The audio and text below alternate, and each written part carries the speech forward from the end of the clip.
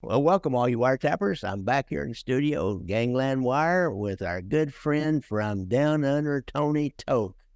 Tony, welcome. Glad to be here. All right, Tony, it's good to have you. And I understand that it's winter down there while it's summer here. It always seems kind of weird. I'm talking to a dude in Australia sitting here in Kansas City. Live. Yes. Winter, freezing. Magic of the internet. And it's morning down there just before you go to work in your office, and it's evening here just as I'm getting ready to get off. Yeah. Anyhow, so we're going to talk about Bruce Cutler, guys. You know, Tony is our expert on mob lawyers, and we've done Frank Regano and Roy Cohn. Did we do another one, or just those two? Oscar Goodman. Oscar Goodman. How could I forget Oscar Goodman, the guy that cross-examined me? And Oscar Goodman. So it's been fun shows or fun stories, and nobody really talks about in these other podcasts out here. I don't see them talking about the mob lawyers, and they play an important part in mob history, a huge part in mob history.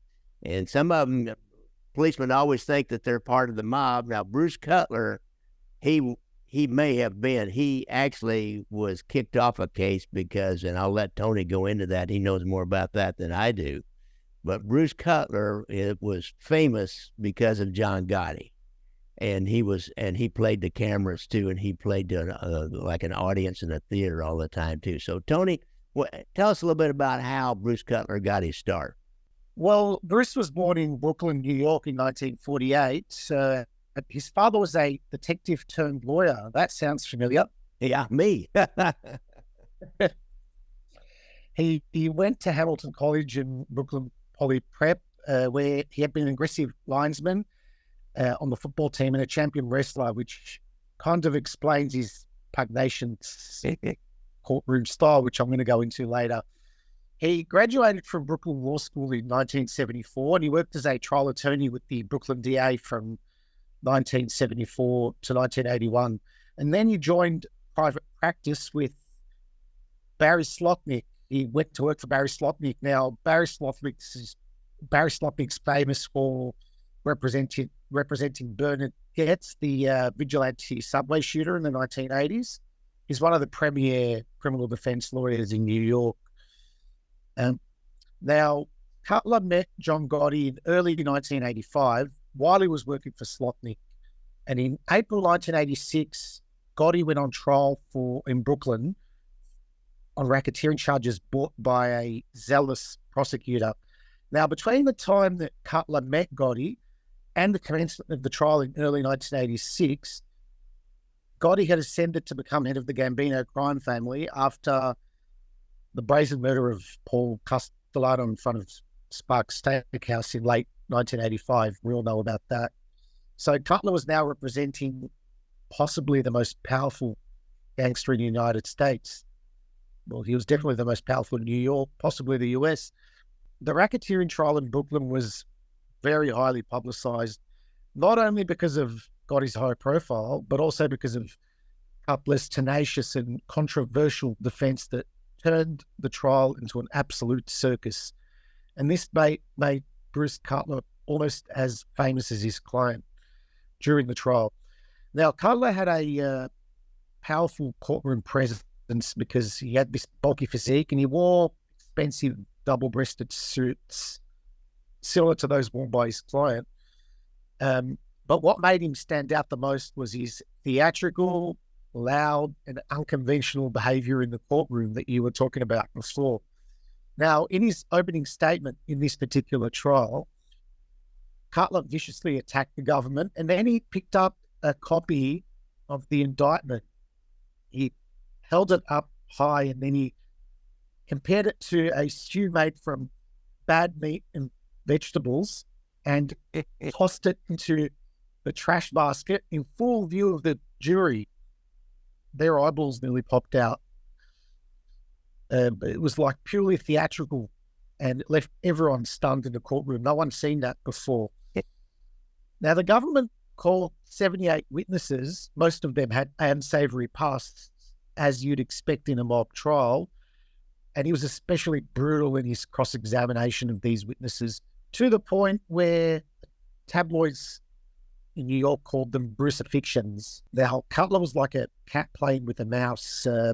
He bullied, insulted, ridiculed the witnesses one by one.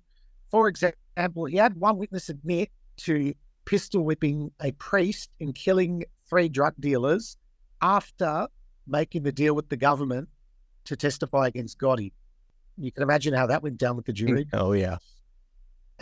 Cutler will also influence the jury with all these awkward questions. For instance, he accused one witness of photographing other men committing forcible sex acts on his wife. Now, the witness denied it, but the damage was done because the jury just can't unhear something. Yeah. That would happen again and again and again during the trial. The prosecution would strenuously object to Cutler's questions and ask for them to be stricken from the record, but they can't be as easily stricken from the jurors' minds. This brash and unconventional style of defense really endeared him to Gotti and the other mobsters because it mirrored their tough guy image, but it really angered the judge and the prosecutor. Things were out of control in that courtroom. Now, Cutler wasn't content to just go after the witnesses. He went after the prosecutor as well. He insinuated that the prosecutor had been arranging for a witness to obtain drugs and prescriptions for codeine and Valium, and that she offered her underwear to a witness as a reward for his testimony. Now, even though that probably wasn't true, it really rattled this prosecutor and it really threw her off balance. Ultimately, the jury acquitted Gotti in this particular trial. It later emerged that one of the jurors had been bribed, but it doesn't appear that Cutler had anything to do with that. Cutler emerged as somewhat of a celebrity after the enormous publicity generated by this trial, but he was only getting started. There was a lot more to come. In 1990, John Gotti was hauled before the court to answer assault and conspiracy charges. Prosecutors contended that Gotti commissioned the Westies, a gang from Hell's Kitchen, that Irish gang from Hell's Kitchen, to shoot a union official called John O'Connor after he ordered the trashing of a Gambino-affiliated restaurant in downtown Manhattan. Yeah. Some kind of a union dispute using non-union labour or something to that effect. Now, the prosecution played tapes to the jury in which Gotti and his co-conspirators could be heard plotting the assault on O'Connor. You can hear something to the effect of Gotti saying, "Bust him up," and giving an address. Now, Cutler called the case a modern-day vendetta or persecution, a witch hunt, and he challenged the validity of the tapes. Now, he had the principal investigator admit under cross-examination that the tapes were so garbled that he had to listen to them up to 30 times before managing to create a transcript for the court. He succeeded in shaking confidence in the tapes that were obviously of poor quality, as most bugs are. Yeah. And he argued the prosecution had rewritten the transcripts to fill the government's theory of the case. Cutler demolished the credibility of the prosecution witnesses, who consisted of ex-mobsters who'd made sweetheart deals with the government in return for their testimony. As usual, he had them reiterate their vast criminal credentials in front of the jury and made them look like the absolute scum of the earth. He had one witness admit under cross-examination that he signed the deal with the government to testify against Gotti after suffering the misery of 17 months in solitary confinement. In other words, the government coerced him into testifying. Yeah. Gotti was acquitted. It was a stunning victory. And that's when he started to earn the nickname Teflon Don. Yeah. But the government wasn't about to give up. In late 1990, Gotti was again indicted for racketeering and a whole slew of other crimes. However, to everyone's surprise, the presiding judge took the unusual step of removing Cutler as Gotti's defense counsel. After the prosecutors labelled Cutler and a few other lawyers on the case house counsel to the Gambino crime family. Now, the rationale was that Cutler could be called as a witness, so he couldn't properly represent his client. It's worth noting that in the end, Cutler wasn't called to testify in the trial. it's likely that the prosecutors, who obviously despised him, just found a way to conveniently get rid of him. Cutler was very angry, and as we I know, he's bet. very outspoken. He was later found guilty of violating a federal judge's gag order, prohibiting defense attorneys, prosecutors from talking to reporters about the trial, and he was reprimanded for penalties by the Bar Association in New York. I think he was suspended for a period. Now, in that particular trial, the big Gotti trial in 1992, he was replaced by Miami-based defense attorney Albert Krieger. As we know, in 1992, Gotti was convicted and sentenced to life in prison. Now, the big question is, and maybe you can weigh in on this, was Gotti disadvantaged by the fact that Cutler was no longer representing him? I think he was. Now, even though Albert Krieger was an excellent defense attorney, one of the best in the country, he generally played by the rules and rarely punched below the belt like Cutler. The truth of the matter is, Cutler's bullying, ridiculing, and insulting of witnesses was effective. Now, that's not what they teach in law school, but it's true. It's true. Although these tactics don't work these tactics don't work all the time. For instance, when Bruce Cutler was representing music producer Phil Spector in his murder trial in Los Angeles in 2007, these tactics didn't work as well as they did in his mob trials in New York, because I think juries are less sympathetic to, say, a mobster turned informant who gets savaged in the witness box, as opposed to, say, an eyewitness or a sexual assault victim. Also, a lot of judges just don't tolerate those kind of theatrical displays in the courtroom. Now, apart from some high-profile trials here and there, Cutler never really regained that kind of infamy and publicity that he had during the years that he represented Gotti. In the early 1990s, apparently he represented a member of the Chicago outfit. You know a bit more about that, Gary? Yeah, he did. Yeah, that's kind of interesting. And Bruce Cutler, you ask about that. Would he have been as effective, more effective than the lawyer that Gotti got? You know, he was a master at discrediting these witnesses, and he would go after them. And I'll tell you a little bit about some quotes from what he did in Chicago. But and mob guys, the people that testify against them, the ones that make sense out of the tapes, that make sense out of the other evidence that they get, because you got to have a storyteller. You got to have somebody that verifies that, you know, that was his voice on the tape, and yeah, this is what he meant when he said that. Otherwise, you're not going to get it. And they had Sammy the Bull Gravano. That would have been a pretty big fence, a pretty high bar to get through, because Gravano was pretty unshakable. So it would have been hard. Now, if anybody could have shaken him, it'd been Cutler, because Cutler knew where all the bodies were buried. Of course, and Sammy had about 18 of them out there, I think, that he admitted to. But that would have been a really interesting confrontation in the courtroom, Sammy the Bull and Bruce Cutler, because they would have known each other. Because that's how, didn't he get in trouble? Didn't they pick him up on a wire at Gotti's social club or something? And that one of the reasons that they said he was too close and was going to be a witness, because they had him on a wire. Yes, Gotti was caught in a bug, saying that he complained about Cutler's legal fees and how they're too high.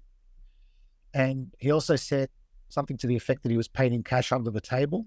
Okay. I knew somehow there's something on a wire that discredited Cutler, that would make him maybe part of it.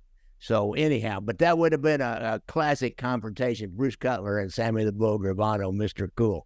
If he could have kept his cool with Bruce Cutler, he might have been all right. But that was Cutler's thing. Now, in Chicago, it's my understanding now, you never know for sure, but it's my understanding that they did get hold of Gotti and ask permission to hire Cutler, which kind of comports with some things I saw out of Kansas City. They realized that they need to call Chicago and see if they could talk to Lefty Rosenthal, for example, directly. So if Cutler would have been owned by 5 families or by Gotti, just like Lefty Rosenthal was owned by Chicago. So everybody knows that protocol. And they would have got hold of Gotti and asked permission. And he hired him. And the guy that hired him was Solly D. Laurentiis. They call him Solly D. Who will go on to be I think he's supposedly the head of the outfit today. This trial was a good ship lollipop trial. It was a crew primarily of, I believe, Wings Carlisi and a couple other guys. I can't remember. Rocky and Felice. And these guys were loan sharks and gamblers, and they were extorting money from bookies, and the bookie wouldn't pay, and they set one of them up to be murdered. Now, if you guys want to go back, I've got that whole story. It's the trial of Bobby Salerno is the title, I believe, of the podcast episode I did, so you can hear all about that trial. But we didn't really talk about Bruce Cutler. I got hold of that guy who helped me out with that, who attended that good ship lollipop trial, and he just said, he was just full of histrionics and he didn't think he was really that effective because he was just all over the place. And I looked up some more information about it, and this guy told me that the judge had to admonish him several times, many times over. He's almost ready to hit him with contempt before the end of the trial. And he called, there's an article in the paper there. He called the main witness, a guy named B.J. Jehoda, who buried them all. He called him a fink and a rat and all that kind of stuff. Just tore into him, said he was a swindler and no good, and that was what he was noted for, was ripping these mob informants, mob turncoats apart, which is pretty easy to do. The prosecutor, a guy named Mitch Mars, was Mr. Professional, but he did accuse Cutler to the judge, and for other judge or to the judge, said he's just playing to an audience out here. He's not really doing legal work. And as you know, being a good lawyer is really not about yelling and trying to intimidate people. It's more about knowing the law and asking questions that trip people up a little bit, not just yelling at them. And so, I don't know. Everybody's got it works, I guess, for some people, but it didn't work in Chicago because they all got convicted. And in these closing arguments, here's what he did. This is a coup de grace. Is real over the top kind of thing. There's an American flag in every courtroom, right? Probably got an Australian flag in your courtrooms. So he goes to the American flag and he almost wraps himself in the American flag.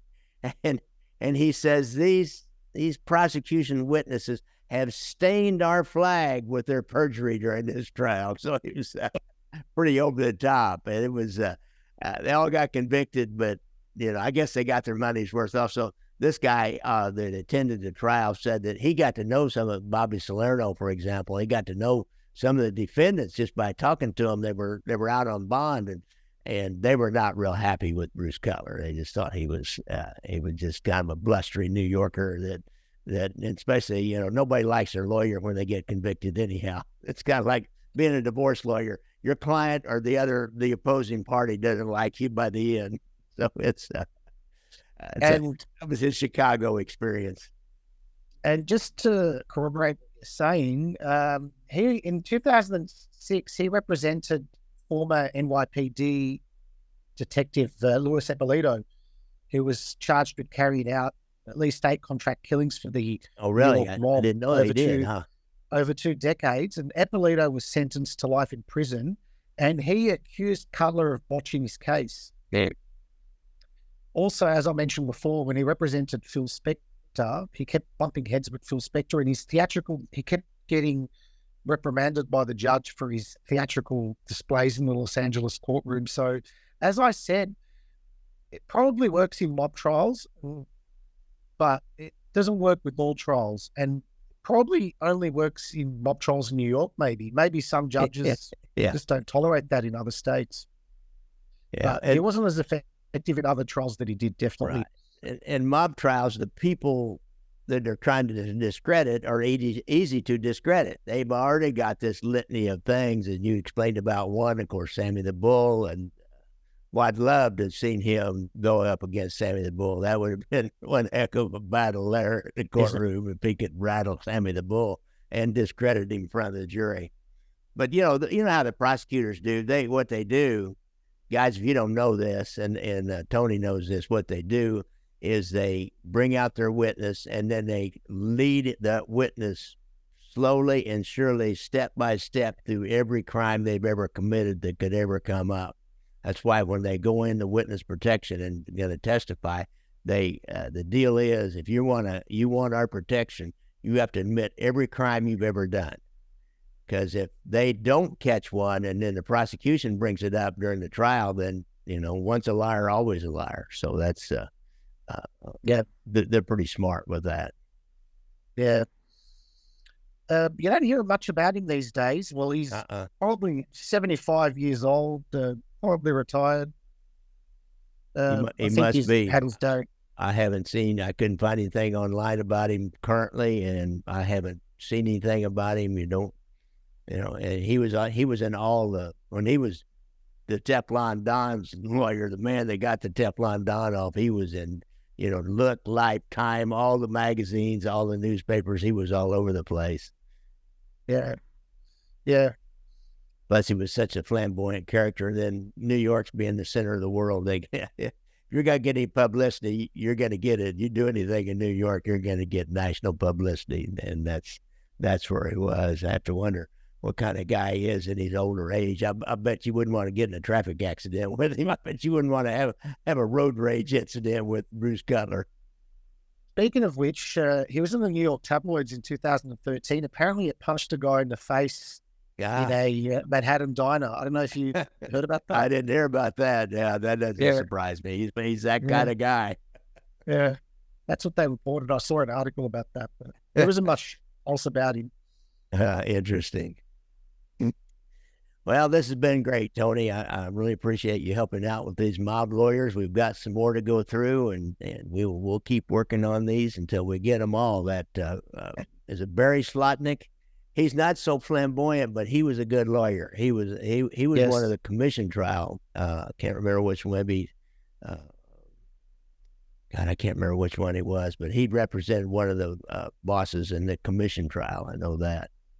I'm not sure which one, but I know he represented Joe Colombo, maybe. But before this was before the commission trial, and he represented. His name always comes up, but I'm not sure specifically which mobster he represented. Yeah, I saw. I was doing a research on the commission trial, and he was, doing some kind of a press release or talking to some newspaper people. But I think it was about is it Anthony Spiro? That's Anthony Spiro. Maybe it was him. But anyhow, so he's we'll keep at this, Tony. So I appreciate you guys all tuning in. You got anything else to add there, Tony? No. All right. That's pretty much it. I hope by now you've heard my 6-part series on Jimmy Chagra and the murder of Judge Wood down in El Paso, Texas. That was quite a trek I went on with that. It took me several months to get that one done. It's a heck of a story.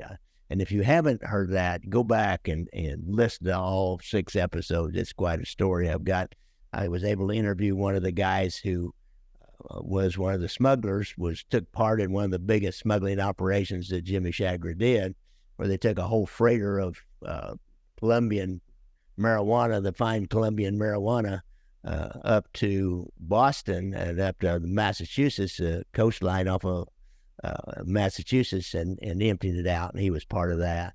And I was able to interview another guy who was an expert on Charles Harrelson, the father of Woody Harrelson, the famous actor, and he had a lot of insights into Charles Harrelson and his life, which was one hell of a life. That guy was one stone cold killer. So don't forget, I ride motorcycles, so watch out for motorcycles when you're out there on the streets. And if you got a problem with PTSD, be sure, and if you've been in the service, be sure and get to the VA website. And if you've not been in the service, why, you can find some help somewhere. If you have a problem with drugs or alcohol, which is usually part of PTSD, why, get hold of our friend Anthony Ruggiano. He's a drug and alcohol counselor down in Florida, and he's got a hotline on his website. I think it's anthonyruggiano.com. And he's on Facebook too, or on YouTube. So just search for Anthony Ruggiano, and you can see his Facebook page also. So thanks a lot, Tony. Thanks a lot, guys.